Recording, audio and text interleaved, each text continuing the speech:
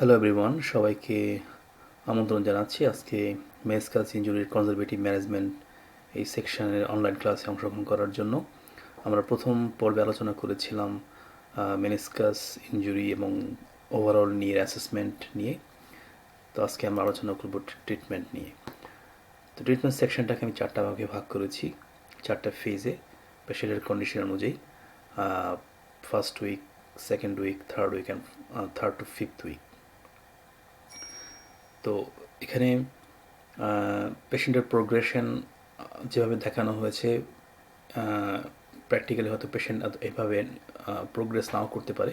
সেক্ষেত্রে পেশেন্টের ট্রিটমেন্টটা বা ট্রিটমেন্ট প্রোগ্রেশন ডিলে হবে। এটা ডিপেন্ড করবে পেশেন্টের কন্ডিশনের উপরে, পেশেন্ট কতটা ইমপ্রুভ করতেছে তার উপরে। কিন্তু এখানে যেটা আমরা দেখাচ্ছি সেটা একটা জেনারেল প্রোটোকল, পেশেন্ট টু পেশেন্টে ভেরি করতে পারে। তো ফেজ ওয়ানে আমরা আমাদের মেইন গোল হচ্ছে পেশেন্টের পেইন ডিক্রিজ করা, পেশেন্টের সোয়েলিং এটা কমানো, পেইনের কারণে এবং সোয়েলিংয়ের কারণে যে মাসেলটা ইনহিবিট হয়ে থাকে সেটাকে কমানো, মাসেল ইনহিবিশনটাকে দূর করা। আফটার মেনিসকাস ইনজুরির পরে সাধারণত যেটা হয়, নি ফ্লেকশন এক্সটেনশন দুটাই লিমিটেড হয়। তো আমাদের এই ক্ষেত্রে আমাদের এইম হচ্ছে পেশেন্টের নি এক্সটেনশনটাকে মেনটেন করা অথবা ইনক্রিজ করা। নি ফ্লেকশন ইফ পসিবল আমরা 100 ডিগ্রি পর্যন্ত আমরা গেইন করার চেষ্টা করব, এবং কোয়াড্রিসেপস এবং স্ট্রেংথেন এবং হ্যামস্ট্রিংয়ের স্ট্রেংথ এটা ইনক্রিজ করতে হবে। তো এখানে মেনিসকাস ইনজুরি দুই ধরনের হতে পারে, একটা হচ্ছে যে একিউট ইনজুরি আর একটা হচ্ছে যে ক্রনিক কেস, যেটা ডিউ টু ডিজেনারেশনের কারণে পেশেন্টের ongoing pain for long time. তো যদি একিউট ইনজুরি হয় সেক্ষেত্রে আমরা যে প্রিন্সিপালটা ফলো করবো সেটা হচ্ছে price protection, rest, ice compression and elevation. পেশেন্টকে আইস আইস অ্যাপ্লাই করার অ্যাডভাইস করতে হবে। এটা হইতে পারে আইস কিউব অথবা আইস ম্যাসাজ। কম্প্রেশন ইউজ করতে পারে যে কোনো কম্প্রেশন, যেমন নি স্লিপ অথবা নি ব্রেস ইউজ করতে পারে, এবং সোয়েলিং থাকলে পাটাকে এলিভেট করে রাখতে হবে। তো ইলেকট্রোথেরাপিতে আমরা যেটা ইউজ করতে পারি, আল্ট্রাসাউন্ড ইউজ করতে পারি। পেশেন্টের মেডিয়াল, যদি মেডিয়াল মেনিসকাসে হয় সেক্ষেত্রে মেডিয়াল জয়েন্ট লাইনে আমরা আল্ট্রাসাউন্ড ইউজ করতে পারি। আর পেশেন্টকে নি স্লিপ ইউজ করতে বলা হয় অথবা নি ব্রেস ইউজ করতে বলা হয়। সোয়ারিং থাকলে আমরা অবশ্যই পেশেন্টকে আইস ইউজ করতে বলবো। এক্সারসাইজ থেরাপির মধ্যে আমাদের মেইন এইম হচ্ছে পেশেন্টের ফ্লেকশন এক্সটেনশন বাড়ানো। সেক্ষেত্রে পেশেন্টকে জেন্টাল রেঞ্জ অফ মোশন করতে অ্যাডভাইস করতে হবে। কোয়াড্রিসেপসের স্ট্রেন্থ বাড়ানোর জন্য তাকে অ্যাডভাইস করতে হবে, হ্যামস্ট্রিং স্ট্রেন্থ বাড়াতে হবে, এবং বাইল্যাটারাল কাফ রেইজ, কাফ মাসেলের স্ট্রেন্থ বাড়াতে হবে। কারণ আমরা জানি যে মেনিসকাস, মিডল মেনিসকাস এবং ল্যাটারাল মেনিসকাসের সাথে সেমিটেন্ডিনোসাস এবং পপলিটিয়াসের অনেক একটা কানেকশন আছে। সেক্ষেত্রে অবশ্যই আমাদেরকে কাফ মাসেলের দিকে খেয়াল রাখতে হবে। তার মানে যেসব মাসেল আমরা অ্যাড্রেস করতেছি সেগুলো হচ্ছে কোয়াড্রিসেপস, হ্যামস্ট্রিং এবং কাফ মাসেল। পেশেন্ট পেইনের কারণে অনেক সময় নর্মাল ওয়াকিং প্যাটার্ন থাকে না। পেশেন্টকে অ্যাডভাইস করতে হবে যাতে হিল স্ট্রাইক করে সে হাঁটার সময়। অনেক ক্ষেত্রে হয়তো ক্র্যাচ ইউজ করতে হতে পারে কিছুদিনের জন্য, কিন্তু যখন ক্রাচ ছাড়া হাঁটতে গেলে যদি ব্যথা না পায় সেক্ষেত্রে কোনো ওয়াকিং এডস আমরা অ্যাডভাইস করি না। পেশেন্টকে এডুকেট করতে হবে কী কী করলে ব্যথা বাড়তে পারে, যেমন যে কোনো টুইস্টিং মুভমেন্ট, এক্সেস নি ফ্লেকশন এক্সটেনশন অ্যাভয়েড করতে অ্যাডভাইস করতে হবে। সাধারণত একিউট ক্ষেত্রে যেটা হয়, পেশেন্ট অনেক সময় হাঁটতে গেলে যদি ব্যথা ফিল করে সেক্ষেত্রে আমরা হয়তো খুব কিছু সময়ের জন্য হয়তো সে non weight bearing position adapt করতে পারে ক্রাচ ইউজ করে, কিন্তু আমরা এনকারেজ করি খুব দ্রুত ওয়েট বেয়ারিং করা, যেমন পার্শিয়াল ওয়েট বেয়ারিং ক্রাচ ইউজ করে পার্শিয়াল ওয়েট বেয়ারিং করা, অথবা এলবো ক্রাচ ইউজ করে পার্শিয়াল ওয়েট বেয়ারিং করে হাঁটা, এবং পেশেন্টকে অবশ্যই এনকারেজ করতে হবে হাঁটার সময় সে অবশ্যই হিলটাকে আগে স্ট্রাইক করবে। তেমন হচ্ছে নর্মাল ওয়াকিং তাকে আমাদেরকে রিএডুকেট করতে হবে।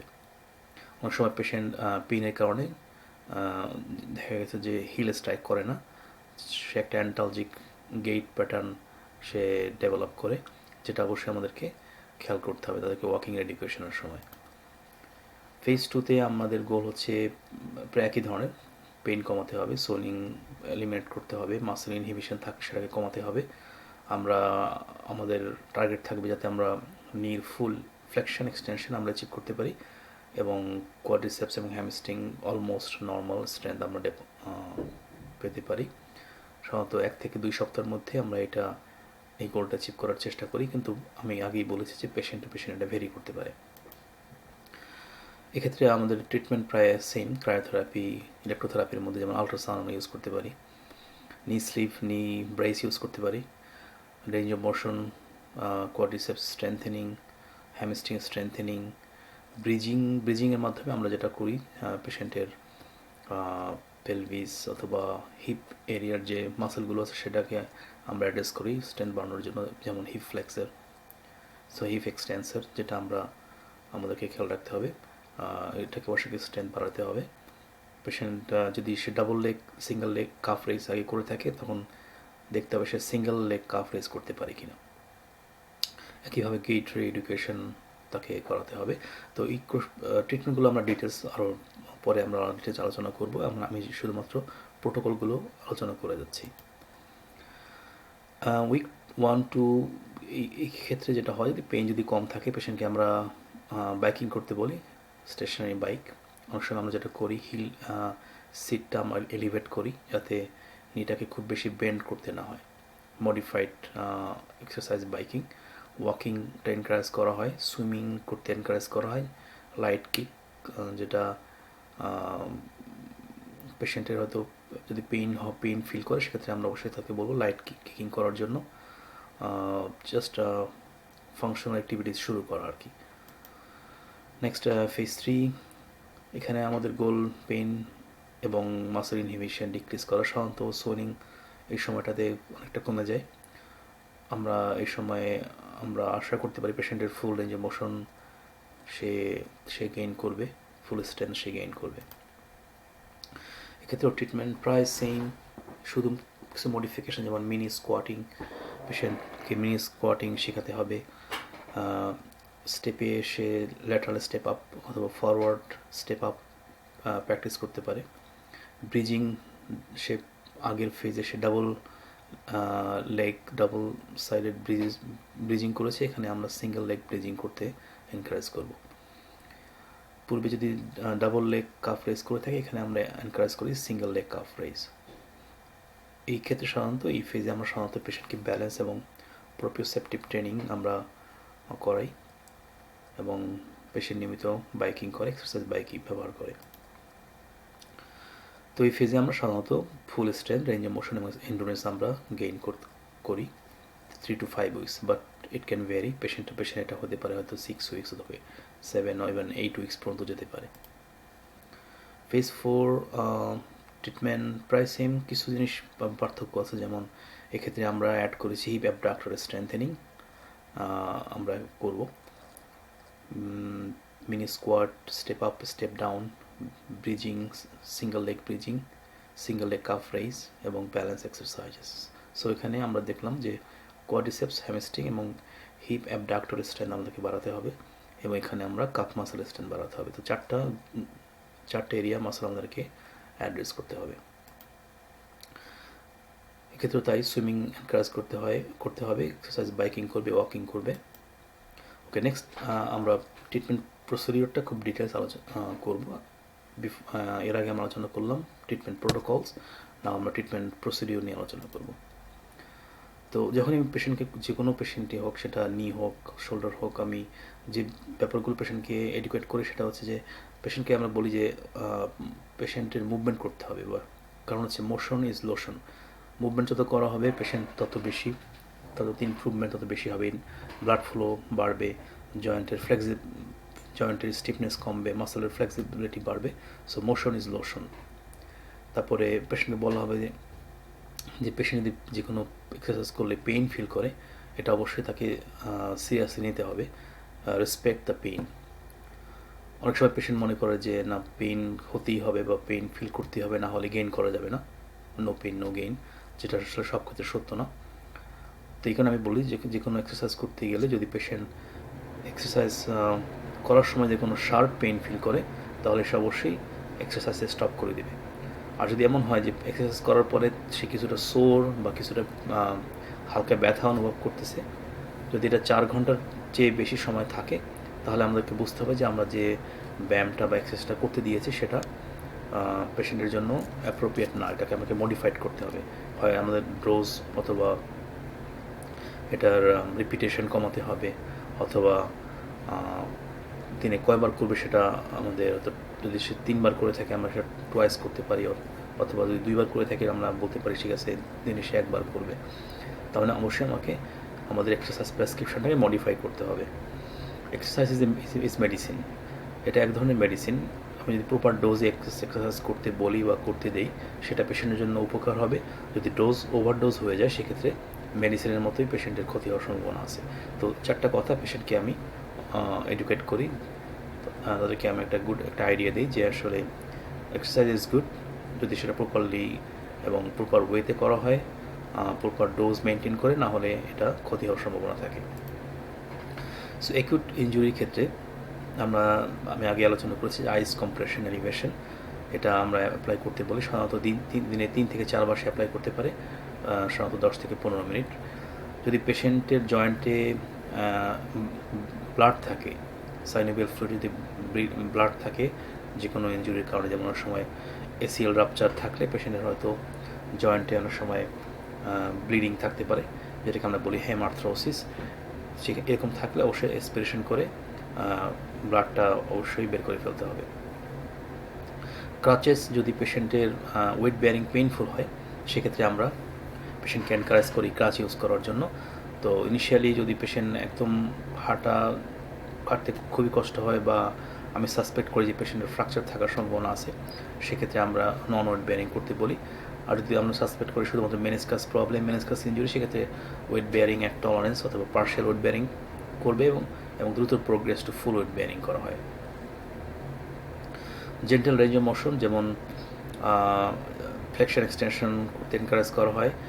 স্ট্রেংথের ক্ষেত্রে quadriceps, hamstring, hip abductors, this 3 groups of muscle আর খুব ইম্পর্টেন্ট। পেশেন্টকে এনকারেজ করি আমরা স্ট্রেংথ বাড়ানোর জন্য। আর স্ট্রেচিংয়ের জন্য হ্যামস্ট্রিং এবং কাফ মাসেলের স্ট্রেচিং আমরা করতে এনকারেজ করি। যদি ইনিশিয়াল স্টেজে পেশেন্টের পেইন থাকলে আমরা পেশেন্টকে এই ধরনের নি স্লিপ অথবা নি ব্রেস আমরা ইউজ করতে বলি। কে-টেপ পেশেন্টকে খুব ভালো একটা সাপোর্ট দিতে পারে যদি পেশেন্টের হাঁটার সময় পেইন ফিল করে, অথবা রাতে ঘুমালে যে কোনো টার্নিং মুভমেন্টে যদি পেইন ফিল করে, সাধারণত কে-টেপটা খুব ভালো অনেকটা উপকার করে। আমরা একটা ভিডিও দেখব কীভাবে প্রপারলি আমরা কে-টেপ ইউজ করতে পারি।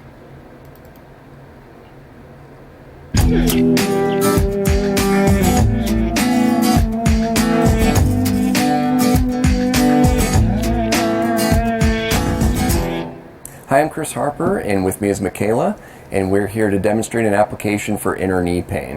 This is when you have pain at the inner and lower portion of the knee. I'm just going to indicate that with a red dot. Your pain may be in a slightly different location. Some causes of this may be overuse, excessive stress or tightness through the quad and thigh, abrupt changes in direction or twisting of the knee. KT tape helps by relieving pressure to reduce pain, relaxing muscles, and may increase circulation. For this application, we're going to have the leg in an approximate 90-degree bend, and we're going to take our first full strip of tape, and we're going to fold that in half, and with some scissors, we're going to cut rounded corners around that folded end. This creates rounded corners so sharp corners don't get caught on clothing as you take clothing on and off. We're going to twist and tear the backing paper, folding that back, being careful not to touch the adhesive. In this first piece, we're going to stretch to 80%. So we stretch out 100% and then back that off just a little bit. We're going to apply that right over that point of pain you may be experiencing. We're going to peel that backing paper off, and those ends of the tape are being laid down with absolutely zero stretch. So the only stretch on that piece is in the middle portion of the tape that goes right over that site of pain. Okay, our other piece that we just created, we're going to twist and tear that backing paper, peeling that back, and again trying to handle the tape so you're not touching the adhesive. We're going to apply nice even pressure through the piece of tape and apply that crossing the other piece, now lining with the lower leg, and just like the first piece, laying those tails down with absolutely zero stretch. Give it a little bit of a friction rub so it adheres. Make sure you get all the corners sticking to your skin well. Little friction helps the adhesive stick to the skin much better. Okay, and for our third piece, we're going to twist and tear a full piece of tape down by the logo end of the tape, and we're going to create an anchor there. With this piece, we're going right in between our first two pieces, down a little bit lower so it adheres to the skin, and applying this with absolutely zero stretch.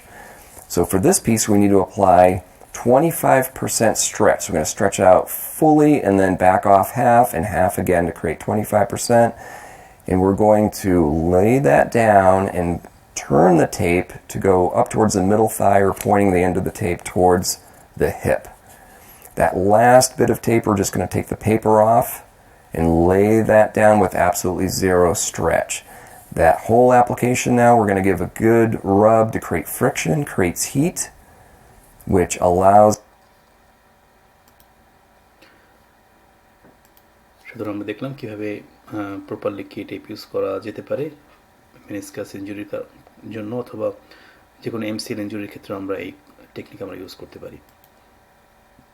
Next আমরা আলোচনা করব electro acupuncture, যেটা use করে আমি খুবই উপকার পেয়েছি পেশেন্টের ক্ষেত্রে। যেটা হয় যে পেশেন্টের পেইন এবং সোরিন থাকার কারণে এবং ইনজুরির কারণে পেশেন্টের মাসেলটা ইনহিবিট হয়ে থাকে, যেমন কোয়াড্রিসেপস ইনহিবিট অবস্থায় থাকে। তো যদি আমরা ইনহিবিট অবস্থাটা আমি যদি দূর করতে না পারি, মাসেল যদি ফায়ারিংটা ঠিকমতো না হয়, তাহলে পেশেন্ট যতই স্ট্রেংথেনিং করতে বলি না কেন, দেখা যায় যে খুব স্লো রেসপন্স, খুব ভালো রেসপন্স পাওয়া যায় না।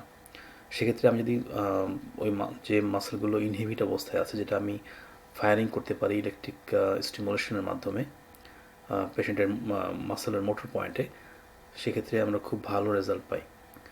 তো এখানে একটা আর্টিকেলে দেখা গেছে যে motor muscle inhibition occurs when the nerve that sends the impulse to contract the muscle becomes unable to function at its optimal capacity due to chemical or physical trauma।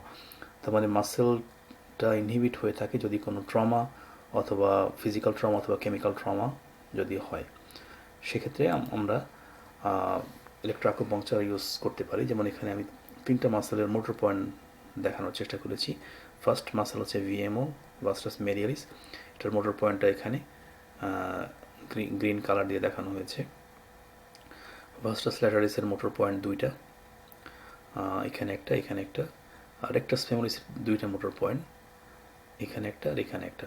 তো এই জায়গাগুলোতে আমি যদি আকুপাংচার নিডল ইউজ করে stimulate করি, তাহলে মাসেলটা আমরা firing করতে পারি, যেটা করলে পেশেন্টের যে কোনো এক্সারসাইজ যদি সে করে, সেটা সে খুব ভালো রেজাল্ট পায়। তো নেক্সট আমি একটা ভিডিও দেখাবো। আমার একটা পেশেন্টকে আমি ট্রিটমেন্ট করেছি ইলেকট্রো আকুপাংচারের মাধ্যমে। তো এখানে আমি দেখাবো কোন পয়েন্টগুলোতে আমি নিডল ব্যবহার করেছি। যেমন এখানে আমি এটা ভাস্টাস মেডিয়ালিস, এখানে আমি একটা নিডল ইউজ করেছি মোটর পয়েন্টে। এটা হলো রেক্টাস ফেমোরিস, এটা হচ্ছে ভাস্টাস ল্যাটারালিস।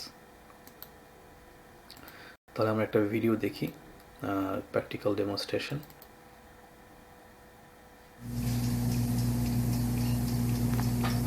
সো এই দিস পয়েন্ট, এটা হচ্ছে ভিএমও, এটা হচ্ছে রেক্টাস ফেমোরিস, এবং এই কর্নারের যে পয়েন্ট সেটা হচ্ছে ভাস্টাস ল্যাটারালিস। তো এটার মাধ্যমে আমি পেশেন্টের যে মাসেল ইনহিবিশন আছে সেটা আমি দূর করতে পারি। তো মাসেল ইনহিবিশনটা দূর করলে পরে পেশেন্ট যে কোনো স্ট্রেংথেনিং এক্সারসাইজ করলে সেটা খুব ভালো রেজাল্ট পাওয়া যায়।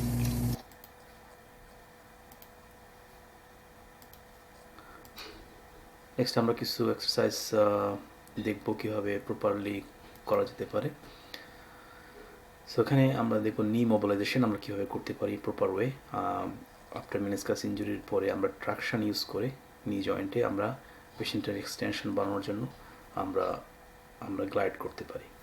নেক্সট অ্যানাদার টেকনিক হচ্ছে আমরা এখানে হাত ব্যবহার করে কিছুটা জয়েন্টটাকে আমি ডিস্ট্রাকশন করে আমি ফ্লেকশন রেঞ্জ বাড়াতে পারি। তো ফার্স্ট টেকনিক এক্সটেনশন বাড়ানোর জন্য, সেকেন্ড টেকনিকটা ফ্লেকশন বাড়ানোর জন্য।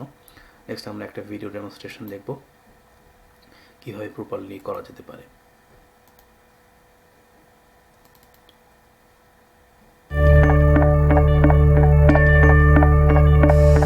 Okay, so remember with acute, subacute meniscus tears, well, right in the extension is something again that's really important to get. And so with the extension mobilizations, and you can see more details of this too in the OMT techniques that are also part of the MedBridge subscription. But basically, you're going to take them gently into extension. You've identified sometimes they have a little bit of pain at end range extension as the femur locks into the tibia, maybe puts a little bit of pressure on the meniscus, and so they might have a little bit of pain there, and so that's where you can work them into extension. And what I like to do is add a little bit of distraction at the knee. And so instead of doing the regular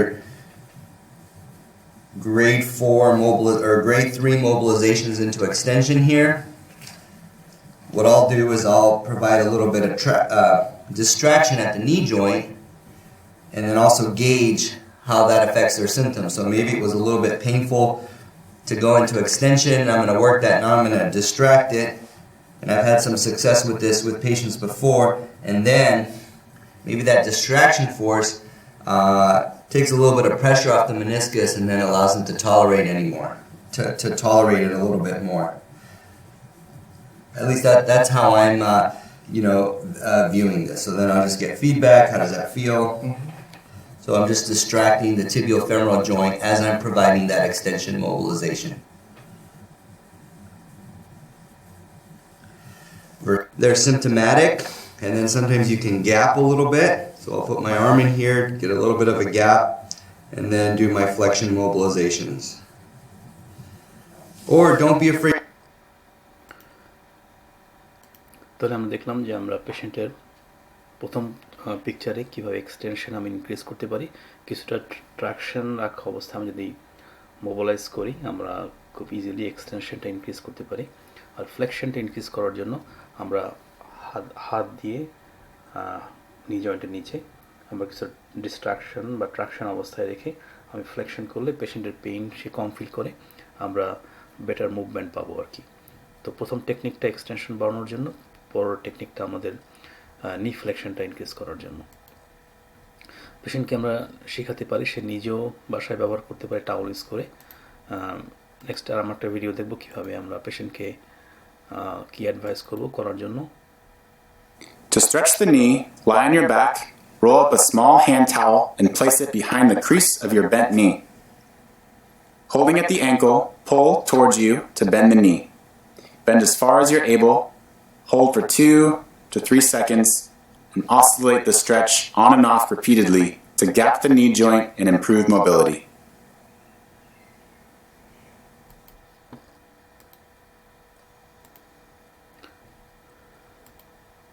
তারপরে পেশেন্টের নি flexion বাড়ানোর জন্য পেশেন্টকে আমরা বলতে পারি সে towel দিয়ে সে অ্যাসিস্ট করতে পারে, টাওয়েল অ্যাসিস্টেড নি ফ্লেকশন করতে পারে উইদিন পেইন লিমিট, যতটা পেইন তাকে অ্যালাউ করে, অথবা সে টাওয়েল দিয়ে সে কাপ স্ট্রেচিং করতে পারে বাসায়। নেক্সট আমরা আলোচনা করবো কয়েকটা স্ট্রেংথেন এক্সারসাইজ। নেক্সট হচ্ছে কোয়াড সেট। যদি পেশেন্টের পেইন খুব বেশি হয় অথবা আমরা মনে করি যে পেশেন্টের এসিএল ইনজুরি আছে, সেক্ষেত্রে আমরা ইনিশিয়ালি পেশেন্টকে কোয়াড্রিসেপস স্ট্রেংথ বাড়ানোর জন্য আমরা আইসোমেট্রিক অথবা স্ট্যাটিক কোয়াড্রিসেপস স্ট্রেংথেনিং এক্সারসাইজ করতে বলি। অথবা পেশেন্ট টাওয়াল ইউজ করতে পারে, টাওয়াল ইউজ করে সে নি পুশ করবে নিচের দিকে, সে কোয়াড্রিসেপস ভিএমওটাকে সে টাইটেনিং করবে, 6 সেকেন্ড হোল্ড করবে এবং রিল্যাক্স করবে। সে দিনে 3বার বা 4বার করতে পারে, প্রতিবার হয়তো 15 রিপিটেশনস সে করতে পারে এবং 6 সেকেন্ড হোল্ড।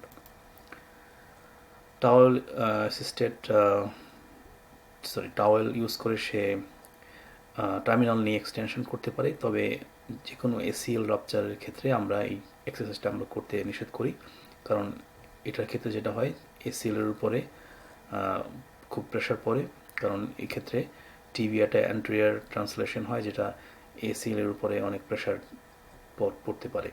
তো যদি আমরা দেখি যে আমাদের অ্যাসেসমেন্টে যে পেশেন্টের এসিএল রাপচার নেই, সেক্ষেত্রে আমরা পেশেন্টকে এটা অ্যাডভাইস করতে পারি এই টেকনিকটা ইউজ করার জন্য। সে হাঁটু দিয়ে পুশ করবে টাওয়ালের উপরে এবং পাটা উপর দিকে তুলবে এবং 6 সেকেন্ড হোল্ড করবে। আমরা একটা ভিডিও দেখি, 3টা টেকনিক আমরা একটা ভিডিওর মাধ্যমে আমরা দেখি এখন।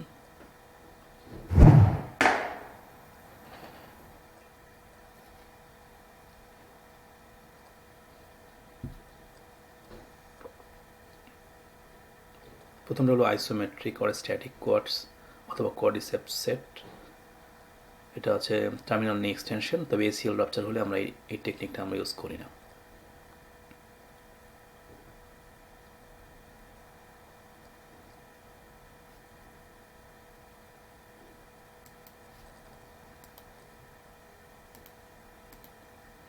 পেশেন্টকে আমরা আইসোমেট্রিক হ্যামস্ট্রিং স্ট্রেংথেনিং করতে বলতে পারি। সে হাঁটু ভাঁজ করবে, পায়ের গোড়ালি দিয়ে বেডে প্রেশার দিবে, 6 সেকেন্ড হোল্ড করবে এবং হ্যামস্ট্রিং কন্ট্রাকশন করবে। এভাবে সে দিনে বেশ কয়েকবার করতে পারে, প্রতিবার হয়তো 10 রিপিটেশনস, 6 সেকেন্ড হোল্ড করতে পারে প্রতিবারে। অথবা পেশেন্ট অ্যাগেন্স্ট গ্র্যাভিটিও করতে পারে স্ট্যান্ডিং পজিশনে, হ্যামস্ট্রিং স্ট্রেংথেনিং করতে পারে এই পজিশনে। পেশেন্টকে আমরা অ্যাডভাইস করি অ্যাক্টিভ স্ট্রেট লেগ রেজ করার জন্য। সে প্রথমে মাসেলটা কন্ট্রাক্ট করবে, করার পরে পাটাকে উপর দিকে তুলবে, 6 সেকেন্ড হোল্ড করবে, এবার 10 থেকে 15 বার করতে পারে। এটা খুবই ইফেক্টিভ একটা ট্রিটমেন্ট টেকনিক। নেক্সট পেশেন্টকে আমরা প্রথমে বলতে পারি আমরা ডাবল লেগ ব্রিজিং করা। যদি সে এটা করতে পারে, আফটার 1 or 2 উইকস আমরা তাকে অ্যাডভাইস করতে পারি সিঙ্গেল লেগ ব্রিজিং করার জন্য, তার গ্লুটিয়াল মাসেলটা স্ট্রেংথ বাড়ানোর জন্য। নেক্সট আমরা একটা ভিডিও দেখি। For single leg bridges, lie on your back with the right knee bent. Cross the left foot over the right knee. Maintain a neutral spine by bracing the abdominals. Slowly elevate the hips so they're in line with your spine. Then slowly lower back down. This can be repeated multiple times until you fatigue.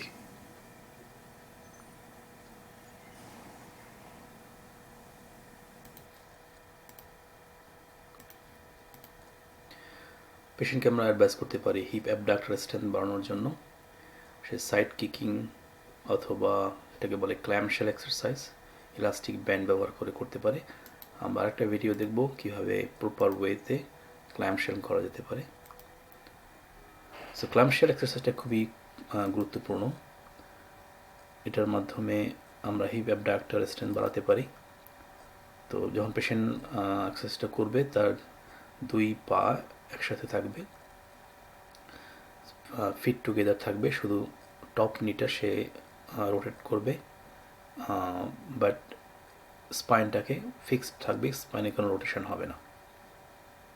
Patient ইচ্ছা করলে 6 second hold করতে পারে, 10 to 15 রিপিটেশনস করবে, দিনে 2 থেকে 3 বার। Initially আমরা পেশেন্টকে encourage করি এক পাশে করার জন্য, দেন আফটার 1 or 2 উইকস আমরা বলি বোথ সাইডে করার জন্য। ডাবল লেগ কাফ রেজ অথবা সিঙ্গেল লেগ কাফ রেজ পেশেন্টের কাফ মাসেল স্ট্রেংথ বাড়ানোর জন্য আমরা করতে বলি। টার্মিনাল নি এক্সটেনশন আমরা করতে বলি। এটা খুবই সেফ একটা এক্সারসাইজ, যেহেতু এটাকে বলে ক্লোজ কাইনেটিক চেইন এক্সারসাইজ। আমরা হাঁটুর উপরে পেশেন্টকে আমরা ইলাস্টিক ব্যান্ড টাই করতে বলি, দেন পেশেন্ট এক্সটেনশন করে, যেটা পেশেন্টের কোয়াড্রিসেপস স্ট্রেংথ বাড়ানোর জন্য খুবই উপকারী। দিস ইজ স্টার্টিং পজিশন, এটা হচ্ছে ফিনিশিং পজিশন। আমরা একটা ভিডিও দেখি how to do it in proper way.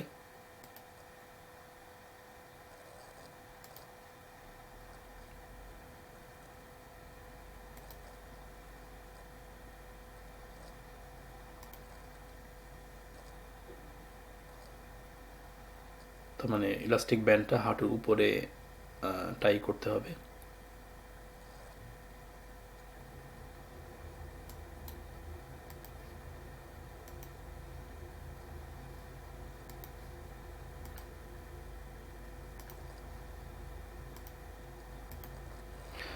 Mini squat খুব ইম্পর্টেন্ট। পেশেন্ট এগেইনস্ট ওয়াল সে স্কোয়াটিং করতে পারে, বাট সাধারণত 30 to 45 ডিগ্রি, এর বেশি আমরা এনকারেজ করি না। This is almost 45 degree. Deep squat আমরা করতে নিষেধ করি, আমরা যেটা বলি মিনি স্কোয়াট অথবা পার্শিয়াল স্কোয়াট করতে পারি।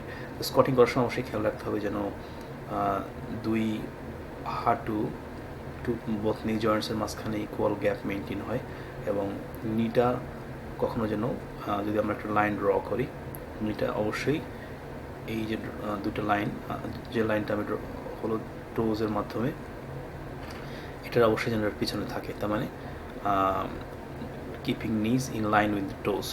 সো টোজের সাথে একই লাইনে থাকবে, বাট কখনো যেন নিটা এই লাইনটাকে ক্রস না করে, সামনের দিকে না আসে। এটা নির উপরে প্রচণ্ড রকম প্রেশার ক্রিয়েট করে। যদি টোজের সাথে একই লাইনে রাখা যায় অথবা পেছনে থাকে, তাহলে নির উপরে ট্রান্সলেশন ফোর্সটা খুব বেশি পড়ে না। বাট যদি এটা লাইনটা ক্রস করে সামনের দিকে চলে আসে এটা নির উপরে অনেক প্রচণ্ড রকম প্রেশার বিল্ড আপ হয়। ফরওয়ার্ড স্টেপিং আপ খুব ইম্পর্টেন্ট পেশেন্টের কোয়াডস এবং হিপ অ্যাবডাক্টর স্ট্রেন্থ বাড়ানোর জন্য। আমরা হাত দিয়ে গাইড করতে পারি how to do in a proper way.